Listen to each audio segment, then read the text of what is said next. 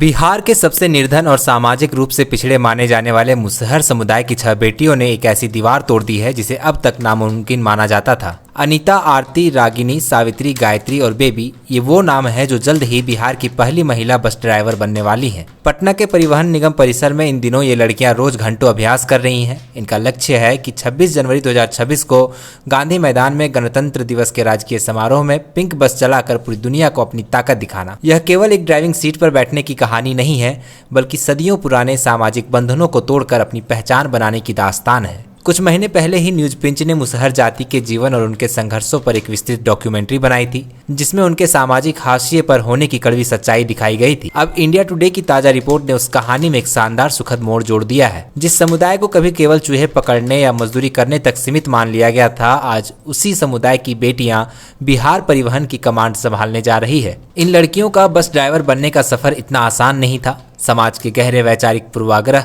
और आर्थिक तंगी ने कदम कदम पर इनकी राह रोकी। इंडिया टुडे से बातचीत के दौरान इन युवतियों ने जो आप बीती सुनाई, वो समाज की सोच को उजागर करती है। पटना के पुनपुन की रहने वाली अनीता बताती हैं कि उनके ससुराल वालों को लोग ताने देते थे कि बहू को इधर उधर भेज देते हो, पता नहीं क्या करेगी। पुरुष ड्राइवर उन पर हंसते थे कि हमसे बस संभलती नहीं, ये लड़की क्या चलाएगी। रागिनी अभी अविवाहित है। उनके परिवार को लोग डराते थे कि शादी की उम्र हो गई है और इसे ड्राइवरी सिखा रहे हो, देखना कहीं किसी के साथ भाग न जाए। बेबी की लंबाई कम है तो लोग मजाक उड़ाते थे कि एक्सीलेटर तक पैर पहुंचेगा भी नहीं। लेकिन आज बेबी जब बस को तीखे मोड़ पर आसानी से टर्न लेती है तो उनका आत्मविश्वास देखने लायक होता है। आज स्थिति बदल गई है। रागिनी कहती है कि अब वही लोग आकर बोलते हैं कि हमारी बेटी बहू को भी ट्रेनिंग दिलवा दो। इस बदलाव की असली सूत्रधार पद्मश्री सुधा वर्गीज और उनकी संस्था नारी गुंजन है। सुधा वर्गीज ने बताया कि नारी गुंजन काफी समय से मुसहर लोगों की शिक्षा को लेकर काम कर रही है, लेकिन मुझे समझ आया कि जब तक उन्हें रोजगार नहीं मिलेगा तब तक इनकी स्थिति नहीं बदलेगी। सबसे पहले इन लड़कियों को औरंगाबाद के IDTR में लाइट मोटर व्हीकल की ट्रेनिंग दिलाई गई। ट्रेनिंग के बाद जब नौकरी नहीं मिली तो सुधा दीदी ने अपनी कार अभ्यास के लिए दे दी। लड़कियों ने टोटो तक चलाया लेकिन हार नहीं मानी। 2025 में जब पिंक बस सेवा का विस्तार हुआ तो इन लड़कियों के लिए भारी वाहन के दरवाजे खुल गए। बिहार में पिंक बस सेवा की नोडल अधिकारी ममता कुमारी इन लड़कियों को प्रोफेशनल ट्रेनिंग दिलवा रही है। परिवहन निगम मॉरियन कॉर्स ऑटो सर्विस लिमिटेड को नियुक्ति के लिए अधिकृत किया गया है। ट्रेनिंग और ज्वाइनिंग के बाद इन लड़कियों को 21,000 रुपए प्रति माह का वेतन मिलेगा, जो इनके परिवारों की गरीबी दूर करने में एक बड़ी भूमिका निभाएगा। बिहार परिवहन मंत्री श्रवण कुमार बताते हैं कि सरकार राज्य में 250 महिला ड्राइवरों की भर्ती करना चाहती है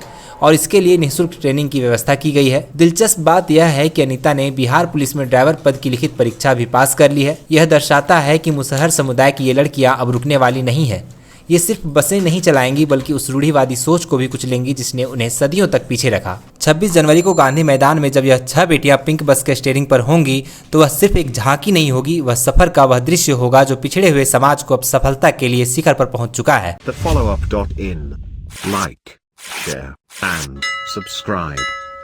www.thefollowup.in